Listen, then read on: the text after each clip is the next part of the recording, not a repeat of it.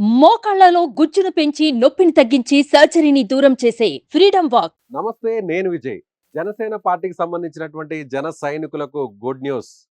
So Pawan Kalyan ఇప్పుడు deputy సీఎంగా ప్రమాణ స్వీకారం చేయబోతున్నారు. అందుకు పవన్ కళ్యాణ్ ఓకే చెప్పేశారు. దీనికి సంబంధించి ఢిల్లీలో నిన్న జరిగినటువంటి సమావేశాలను, అలాగే ముఖ్యంగా మీ ఒక జాతీయ మీడియా ఛానల్కి ఇచ్చినటువంటి ఇంటర్వ్యూలో కూడా పవన్ కళ్యాణ్ డిప్యూటీ సీఎం కావడానికి సుముఖంగా ఉన్నట్టుగా కూడా ఒక వార్త కూడా హల్చల్ చేస్తుంది.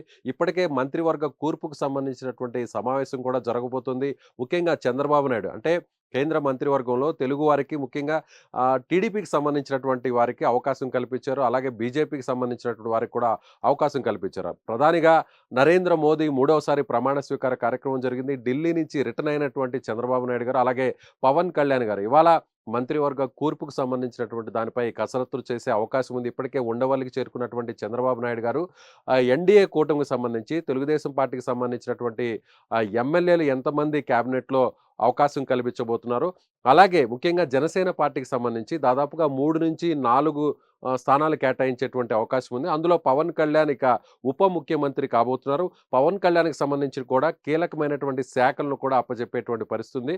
అలాగే పవన్ కళ్యాణ్తో పాటుగా ఆ పార్టీకి సంబంధించినటువంటి ముఖ్య నాయకుడిగా ఉన్నటువంటి నాదెండ్ల మనోహర్, అలాగే బొమ్మిడి నాయకర్, అదేవిధంగా కందుల దుర్గేష్, పంతం నానాజీ వీరికి కూడా మంత్రివర్గంలో చోటు కల్పించేటువంటి అవకాశం ఉంది. అలాగే బీసీ సామాజిక వర్గానికి సంబంధించినటువంటి కొనతాల రామకృష్ణ, బొమ్మిడి నాయకర్ కూడా అవకాశం ఇచ్చేటువంటి పరిస్థితులు చాలా స్పష్టంగా కనిపిస్తున్నాయి. సో ఇక పవన్ కళ్యాణ్ డిప్యూటీ సీఎంగా మారబోతున్నారు. జనసేనాని ఎవరైతే అభిమానులు కావచ్చు, జన సైనికులు కావచ్చు, ఏ విధంగా అయితే వారు కలలు కన్నారో, సీఎంగా చూడాలనేటువంటి కలలు కన్నారో, అందుకు తగ్గట్టుగానే డిప్యూటీ సీఎంగా ఇప్పుడు ప్రమాణ స్వీకారం చేయబోతున్నారు. రేపు చంద్రబాబు నాయుడుతో పాటుగా పవన్ కళ్యాణ్ ప్రమాణ స్వీకారం చేసేటువంటి అవకాశాలు చాలా స్పష్టంగా కనిపిస్తున్నాయి. సో ఇక ప్రభుత్వంలో నెంబర్ 2గా పవన్ కళ్యాణ్ ఉండబోతున్నారు. పరిపాలనకు సంబంధించినటువంటి అనేక అంశాలు, అనేకమైనటువంటి నిర్ణయాల్లో కూడా పవన్ కళ్యాణ్ తన ముద్ర వేసుకునేటువంటి అవకాశం చాలా స్పష్టంగా కనిపిస్తుంది. ఇప్పటికే రాజధాని అంశానికి సంబంధించినటువంటి విషయంలో కావచ్చు, పోలవరానికి సంబంధించినటువంటి విషయం కావచ్చు, వెనకబడినటువంటి ఉత్తరాంధ్ర అభివృద్ధికి సంబంధించినటువంటి అంశాలు కావచ్చు, అలాగే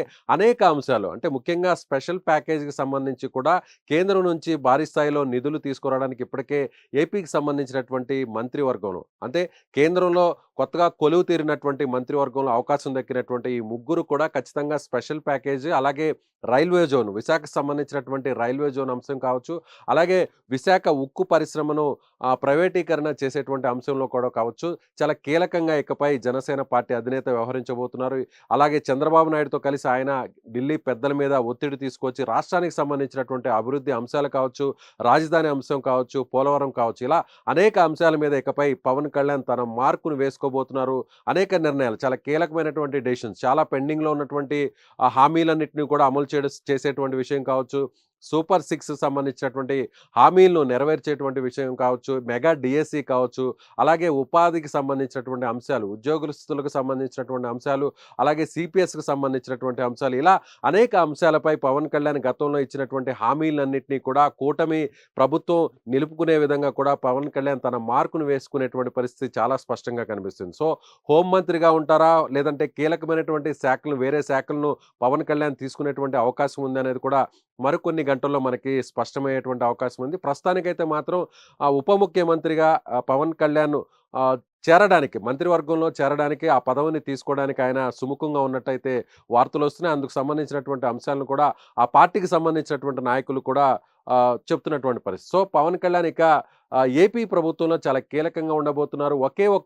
ఈ ప్రభుత్వంలో కూడా, ఈ మంత్రివర్గంలో కూడా ఒకే ఒక్క డిప్యూటీ సీఎం ఉంటుంది. అది కూడా పవన్ కళ్యాణ్కి మాత్రమే ఉంటుంది. గత ప్రభుత్వంలో చూస్తే 3కు, 4కు, 5కు కూడా ఇచ్చినటువంటి పరిస్థితి. అంటే 2014లో తెలుగుదేశం పార్టీ అధికారంలోకి వచ్చిన తర్వాత ఇద్దరికి ఉప ముఖ్యమంత్రి పదవులు ఇచ్చారు. ఆ తర్వాత వైసీపీ అధికారంలోకి వచ్చిన తర్వాత ఆ సంఖ్యను పెంచినటువంటి పరిస్థితి. అయితే ఈసారి మాత్రం ఇప్పుడు కొలువుదీరుతున్నటువంటి ఏదైతే ఎన్డీఏ కూటమికి సంబంధించినటువంటి ప్రభుత్వంలో కేవలం ఒకే ఒక్క డిప్యూటీ సీఎం ఉంటుంది. అది కూడా పవన్ కళ్యాణ్కి మాత్రమే ఉంటుంది. సో ఇక ఉప ముఖ్యమంత్రిగా తన మార్కును ప్రభుత్వంలోనూ, అలాగే అభివృద్ధికి సంబంధించినటువంటి అంశాల్లోనూ తన ముద్రను వేసుకోబోతున్నారు Pawan Kalyan. Thank you so much. Suman టీవీలో మీ పర్సనల్ అండ్ బిజినెస్ ప్రమోషన్స్ కోసం కింది నెంబర్కి కాంటాక్ట్ చేయండి.